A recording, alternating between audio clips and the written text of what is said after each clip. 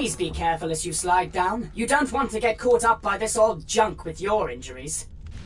Whee! Let's begin!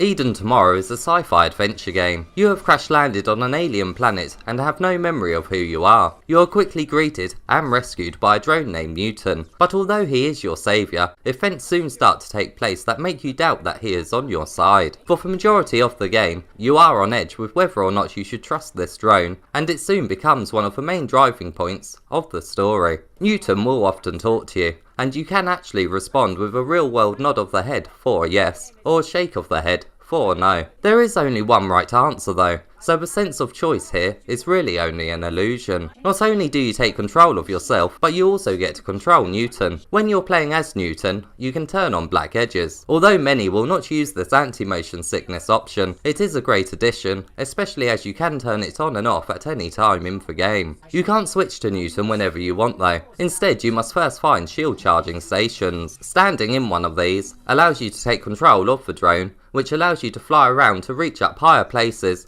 and also allows you to squeeze between tight gaps. Not only can he traverse the environment more easily, but he also has a shockwave ability that can open up new areas for you to explore. Sometimes there will be a large piece of debris in your way, which requires a more powered up version of Newton's shockwave. To charge this up, you must first find energy capsules that are hidden around the current location you're in. Most of the time, these are easy to find. But one part in particular, where I had to find something other than energy capsules to proceed, did take a bit longer than I would have liked. These parts really do come across as fetch quests, but they are still somewhat enjoyable, simply because flying in VR is always a bit of fun. Both yourself and Newton come equipped with scanners. These allow you to see points of interest in the world. Sometimes these points of interest are required to be interacted with to move the story forward, and other times they show the game's additional collectibles. You can see how many you have found in each of the game's areas by looking in the pause menu. They also contain some decent descriptions. They explain some of the world's lore. The text is never enough to make you certain of what you have just come across, but it does entice you to keep playing to find out more. There is smooth movement and smooth turning,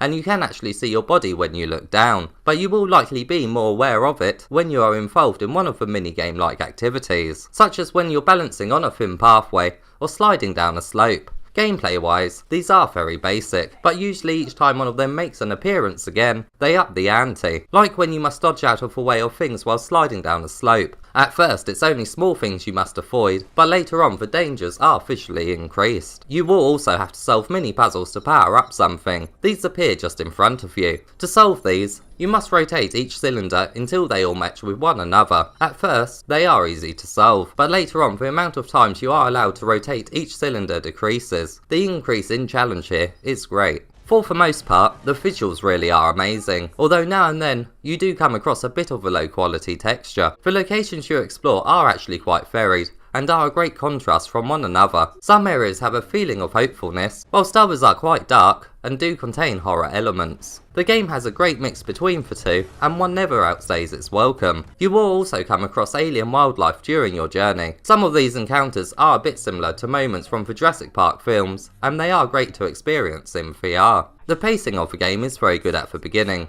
but it does start to drag out near the end. Not because of the story being told though, but because of Newton's fetch quests. They do become a bit overused, and there are some moments when you're not entirely sure whereabouts you should be searching. Further changing up the pacing are the stealth sections. Like the other minigame activity sections, these are very basic, but that doesn't mean they're not intense, due to what you will be sneaking past. On rails, cinematic moments do also make an appearance here, and they are quite fun to be a part of, not only because of what is happening, but also because of the excellent music. It really is incredible. It builds up during intense moments, and also in moments of discovery. It's very reminiscent of a high quality sci-fi film.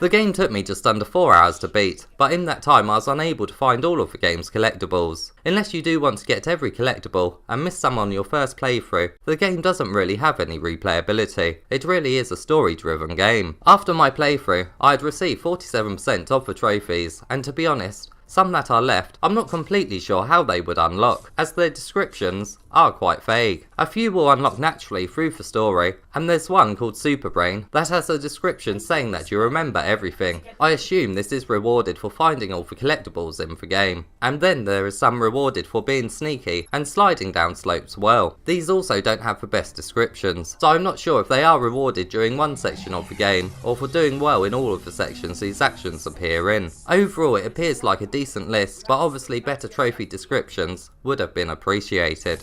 Many of the gameplay elements are quite basic, but it doesn't really matter. This game is all about discovery and letting it take you on a brilliant story-driven sci-fi journey. Sure, the minigame-like activities are not that in-depth, but we rarely see games try these things in VR, and it is still early days for it. At least this game is pushing it in the right direction, and overall, I did enjoy their inclusion. Although the amnesia setup has been overused in games, it actually works quite well here. Not only is the storyline presented well piece by piece, but each location you visit really does give a sense of discovery. It really does have some of the most scenic sci-fi visuals I've seen in a VR game. Each new area is a pleasure to explore too, because they are so varied. But be warned, the pleasure does die down a bit due to Newton's fetch quest dragging on near the end of the game. But at least the storyline really starts to pick up the pace here, and it certainly does urge you on to see it through to the end. Overall, if you're in the mood for a grand sci-fi adventure, and if you like storylines that have a deeper meaning to be found, I'm sure you will get some enjoyment from Eden Tomorrow. It certainly feels like you're right in the middle of an epic sci-fi film. Hold on tight!